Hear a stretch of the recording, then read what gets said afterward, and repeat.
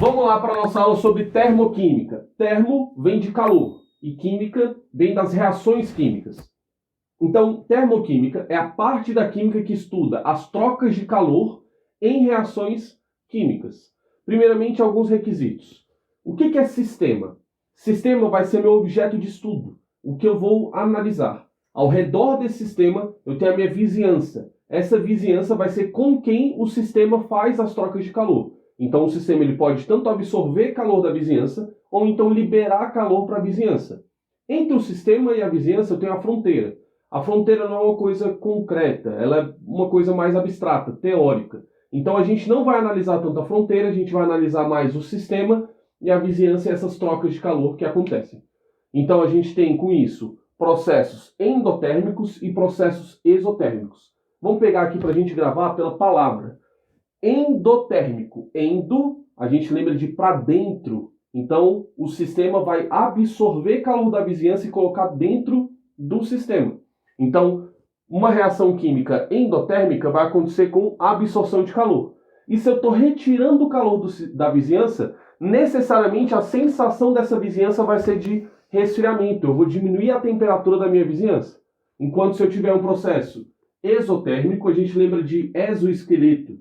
Por exemplo, o escorpião ele tem aquele exoesqueleto, aquela carapaça externa. Ou então exit, que vem de saída. Então, numa reação exotérmica, eu vou ter uma liberação de calor. O sistema vai liberar calor para a vizinhança. Se eu estou mandando calor para a vizinhança, consequentemente, a sensação da minha vizinhança vai ser de aquecimento, porque vai ter um aumento da temperatura quando ela começa a receber essa quantidade de calor.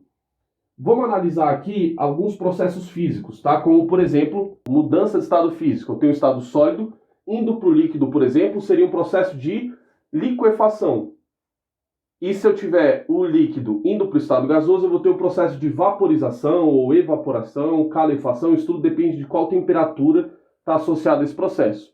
Enquanto do gasoso para o líquido seria a condensação e do líquido para o sólido seria o processo de solidificação. E o que eu quero que a gente analise aqui? Entre esses três estados físicos, qual deles tem maior energia?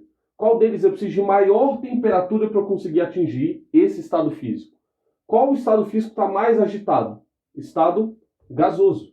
Enquanto o estado sólido é o estado de maior organização, é o estado que tem menor temperatura. Então, vamos anotar isso aqui, ó. Pronto. Analisando isso aqui, a gente tem que, se eu tenho uma substância que está no estado sólido, ela vai mudar ou para o estado líquido ou então para o estado gasoso, ela vai ter que ir de um estado que é de menor energia para um estado de maior energia. Ou seja, ela precisa necessariamente absorver calor. Ela precisa absorver energia. Então vai ser um processo endotérmico. O processo de liquefação e o processo de evaporação, vaporização, calefação são processos, então, endotérmicos.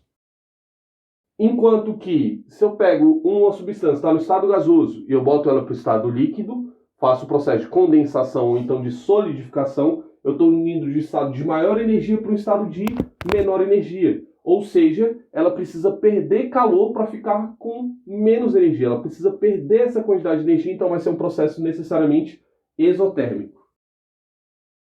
Agora vamos analisar graficamente como é que funciona tanto um processo endotérmico quanto um processo exotérmico. Vamos analisar aqui então primeiro uma reação endotérmica. Uma reação endotérmica é quando eu tenho um reagente, esse reagente recebe uma quantidade de calor e gera produto.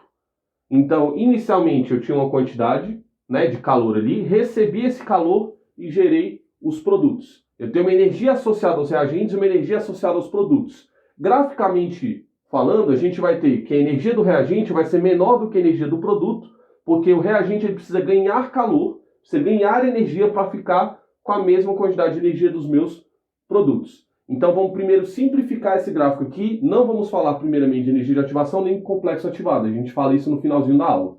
Então, ó, aqui eu tenho que a energia do meu produto é maior do que a energia do meu reagente. Então vamos colocar aqui e vamos dar valores. Então a energia do produto, por exemplo, seria 100, enquanto a energia do reagente seria 30.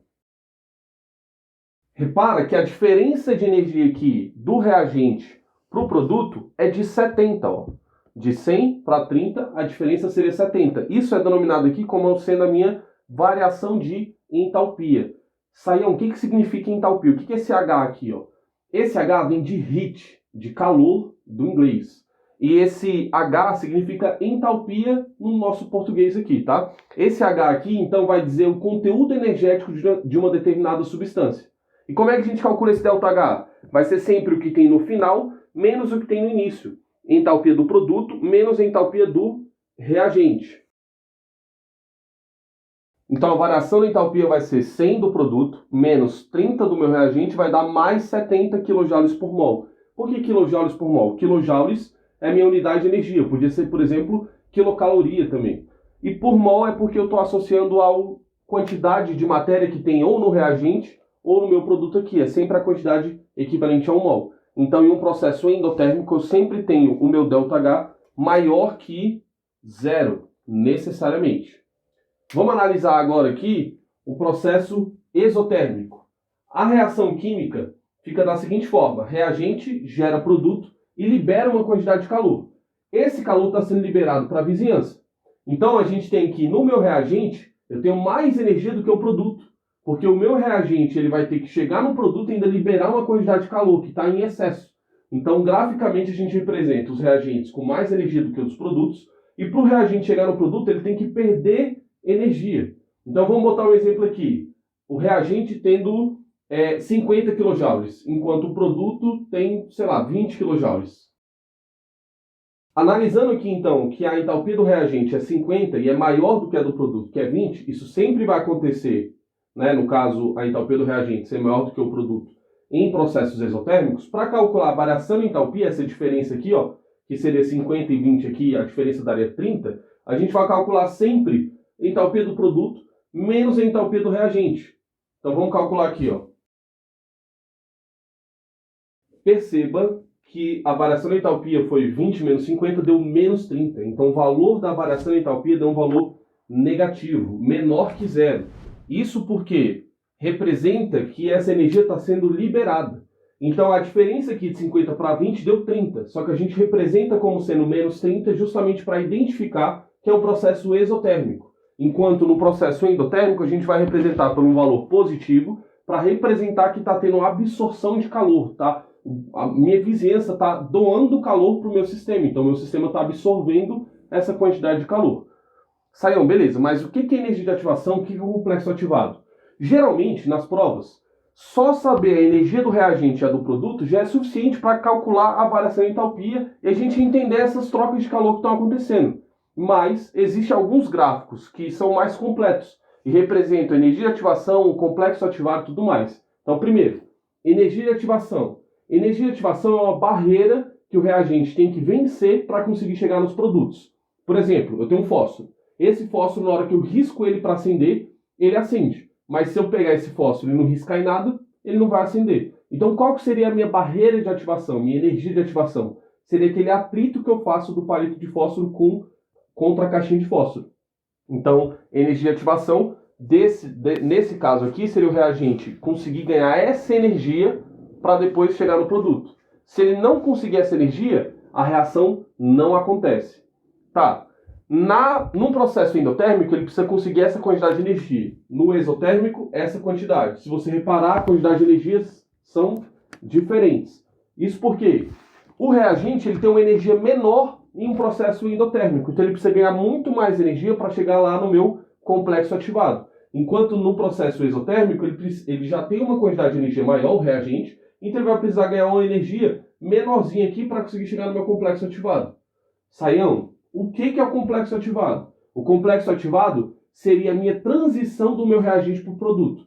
É onde os meus reagentes estão quebrando todas as ligações químicas e ao mesmo tempo formando as ligações do produto. Então é aquela situação ali mais energética da reação. Por isso que é representado aqui, ó, no pico de energia aqui das duas situações, tanto no endotérmico quanto no exotérmico.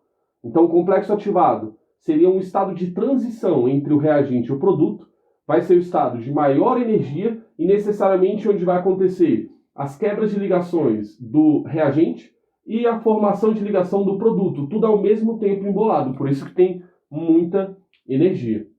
Vamos colocar aqui dois exemplos práticos do que seria um processo endotérmico e exotérmico no nosso cotidiano. Quando a gente está com muito calor, a gente começa a fazer o quê? Começa a transpirar. Então a gente começa a colocar uma camada de água sobre o nosso corpo. A água está no estado líquido. E aí, está muito calor, ela vai começar a ir para o estado gasoso, ela vai começar a evaporar. Para ir do estado líquido para o estado gasoso, ela precisa ganhar energia, é um processo endotérmico. Como é um processo endotérmico, a sensação da vizinhança vai ser uma sensação de resfriamento. Então, meu sistema, que é a água que está no estado líquido, está começando a absorver calor da vizinhança, que é o nosso corpo, e, consequentemente, o nosso corpo vai resfriar. Perfeito? Outra situação, a gente está com muito frio. A gente faz o quê? Monta uma fogueira, acende a fogueira, fica numa roda entre amigos, conversando, papeando, assando uma batata. Para que isso? O calor que a fogueira fornece para a gente, ou seja, o calor que aquela fogueira libera, é um processo exotérmico. Esse processo exotérmico que libera calor para a vizinhança, para quem está ali ao redor dessa fogueira, vai fazer com que quem está ao redor dessa fogueira sofra um processo de aquecimento.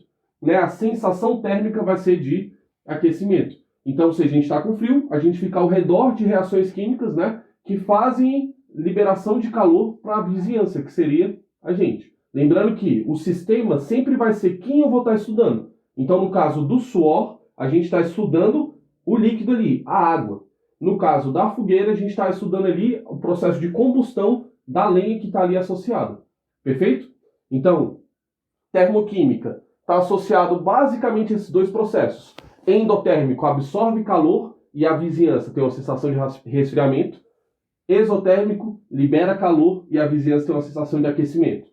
A variação da entalpia aqui endotérmico sempre vai ser uma variação positiva, enquanto na variação do exotérmico sempre vai ser uma variação negativa.